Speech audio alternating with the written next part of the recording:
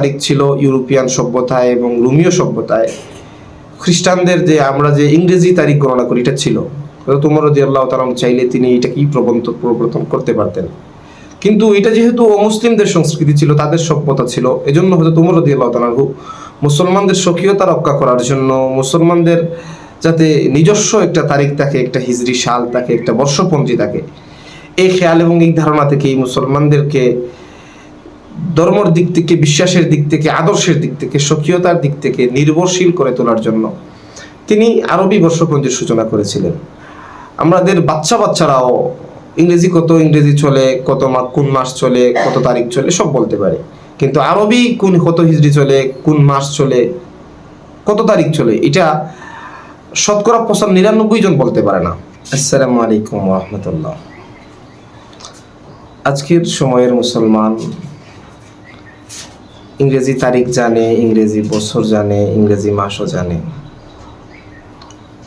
কিন্তু মুসলমানদেরও একটি বর্ষপঞ্জি আছে যেটাকে হিজরি নববর্ষ বলা হয়। এটা কখন শুরু হলো, কেন শুরু হলো, কিভাবে শুরু হলো এবং কে শুরু করলেন? আজকে থেকে প্রায় 1400 বছর আগের কথা।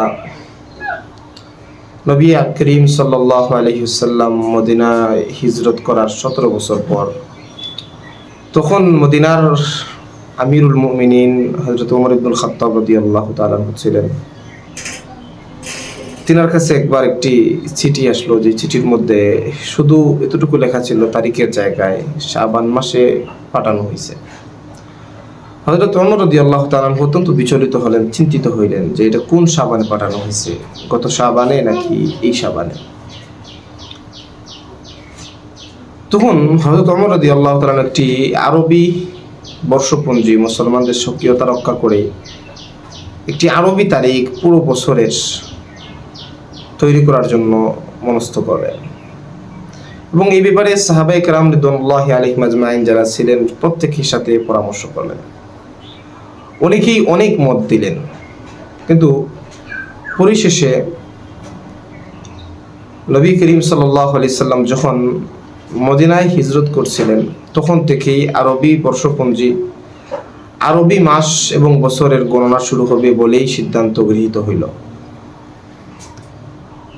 কিন্তু প্রশ্ন হইল, রাসূল করিম সাল্লাল্লাহু আলাইহি সাল্লাম রবিউল আউয়াল মাসের 12 তারিখ হিজরত শুরু করছেন, কিন্তু আরবি মাস শুরু হয় 1 মুহররম থেকে। এটা কেন? এটা এই কারণেই যে হিজরতের আলোচনা করা, হিজরতের প্রস্তুতি নেওয়া এবং মদিনা শরীফ থেকে যে মানুষ আসছিলেন তাদের সাথে পরামর্শ করা, আলোচনা করা, হিজরত করার প্রস্তুতি নেওয়া শুরু হচ্ছিল মুহররম মাস থেকে। এজন্যই মুহররম মাসকে বছরের প্রথম মাস হিসেব করে আরবি বর্ষপঞ্জির সূচনা করা হয়, যেটার নাম দেওয়া হয় হিজরি নববর্ষ। এবং তখন থেকেই হিজরি নববর্ষের এই প্রচলনটা মুসলমানদের আদর্শ, মুসলমানদের ঐতিহ্যর সাথে জড়িয়ে আছে। সেদিন থেকে আজকে পর্যন্ত নবী করিম সাল্লাল্লাহু আলাইহি সাল্লাম যেই রবিউল আউয়াল মাসে মদিনা হিজরত শুরু করেছিলেন, ওই বছর থেকে এর 2 মাস আগে মুহররমের 1 তারিখ থেকে 1 মুহররম 1 হিজরি, ওই তারিখ থেকে হিজরি সালের প্রবর্তন করা হয়। সেই ধারাবাহিকতায় আজকে 1447 হিজরি 1 মুহররম। দুঃখ এবং আফসোসের বিষয় হলো, হযরত ওমর ইবনুল খাত্তাব রাদিয়াল্লাহু তাআলা তিনি যদি তখন চাইতেন, তিনি চাইলেই তখন কিন্তু খ্রিস্টাব্দ তারিখ ছিল ইউরোপিয়ান সভ্যতায় এবং রোমীয় সভ্যতায়।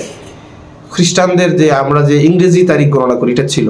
হযরত ওমর রাদিয়াল্লাহু তাআলা চাইলে তিনি এটাকেই প্রবর্তন করতে পারতেন, কিন্তু এটা যেহেতু অমুসলিমদের সংস্কৃতি ছিল, তাদের সভ্যতা ছিল, এজন্য হযরত ওমর রাদিয়াল্লাহু তাআলা মুসলমানদের স্বকীয়তা রক্ষা করার জন্য, মুসলমানদের যাতে নিজস্ব একটা তারিখ থাকে, একটা হিজরি সাল থাকে, একটা বর্ষপঞ্জি থাকে, এই খেয়াল এবং এই ধারণা থেকেই মুসলমানদেরকে ধর্মের দিক থেকে, বিশ্বাসের দিক থেকে, আদর্শের দিক থেকে, স্বকীয়তার দিক থেকে নির্ভরশীল করে তোলার জন্য তিনি আরবি বর্ষপঞ্জির সূচনা করেছিলেন।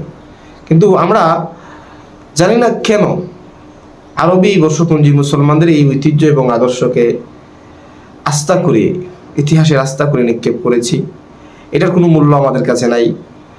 হাজারের মধ্যে 999 জন মানুষ দেখবেন যারা হিজরি নববর্ষ কত হিজরি চলে এইটাও অনেকেই বলতে পারে না, কোন মাস চলে এইটাও বলতে পারে না, তারিখ তো অনেক দূরের কথা।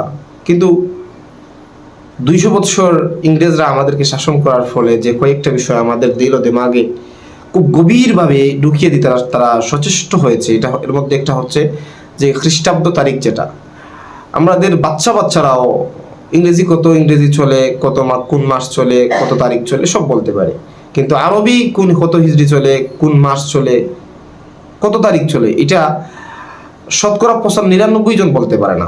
শুধুমাত্র যারা মাদ্রাসায় বা যারা হিজরি সনের যাদের প্রয়োজনীয়তা অনুভব করেন শুধু তারাই হয়তো বলতে পারেন, এছাড়া বলতে পারেন না।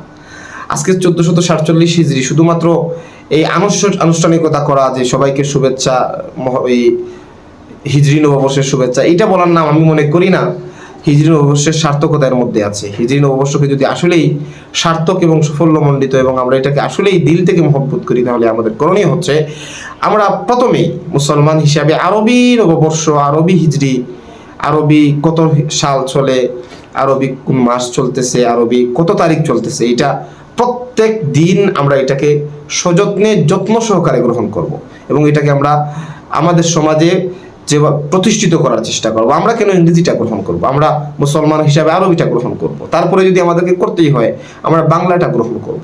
শুধুমাত্র এই হিজরি নববর্ষের সময় আসলো তখন আপনি হিজরি নববর্ষ উদযাপন করলেন, এটা তো হিজরির সার্থকতা হইল না। মুসলমানদের আদর্শ স্বকীয়তা রক্ষার জন্য এটা তো কিছুই হইল না।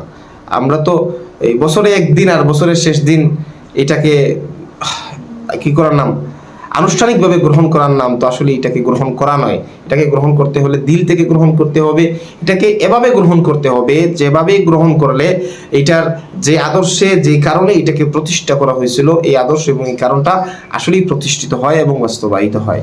সুতরাং আজকের 1447 হিজরির এই নববর্ষে আমাদের করণীয় এবং কর্তব্য হচ্ছে এই হিজরি নববর্ষ হযরত ওমর রাদিয়াল্লাহু তাআলা আনহুর সময় প্রতিষ্ঠিত হয় এই নববর্ষকে আমরা এই বছরটাকে হিজরি বর্ষপঞ্জি যেটা আছে এই বর্ষপঞ্জিটাকে আমরা প্রত্যেক জায়গায় প্রত্যেক মুসলমানদের সাথে আলোচনা করব, প্রত্যেককে আমরা উৎসাহিত করব যাতে সবাই হিজরি নববর্ষ ব্যবহার করে, হিজরি বর্ষপঞ্জি ব্যবহার করে, প্রত্যেকে যাতে আরবি বর্ষপঞ্জি, আরবি মাসের প্রতি জানুয়ারি ফেব্রুয়ারি যদি কেউ মুখস্থ করতে পারে, সে কি মুহররম সফর রবিউল আউয়াল এগুলো মুখস্থ করতে পারে না? অবশ্যই করতে পারে, কিন্তু এগুলো এর জন্য প্রথমেই আমাদের যেটা প্রয়োজনীয় হচ্ছে আমাদের মস্তিষ্ক থেকে ইংরেজদের যে সভ্যতা এটাকে ছুঁড়ে ফেলতে হবে এবং মুসলমানদের যে সভ্যতা এটাকে গ্রহণ করতে হবে। তখন দেখবেন আমাদের কাছে এটা একদম সহজ এবং স্বাভাবিক হয়ে যাবে ইনশাআল্লাহ। আল্লাহ পাক রব্বুল আলামিন আমাদেরকে সেই তৌফিক দান করুন। আসসালামু আলাইকুম ওয়া রাহমাতুল্লাহ।